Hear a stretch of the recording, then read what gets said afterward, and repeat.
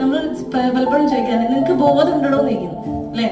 നിനക്ക് നിന്നെ കുറിച്ച് വല്ല ബോധം ഉണ്ടോ? എന്നോട് ചോദിച്ചിട്ടുണ്ട്. ആ ബോധം ഉണ്ട്, നീ ഇങ്ങനെ അല്ലല്ലോ എന്ന് പറയും.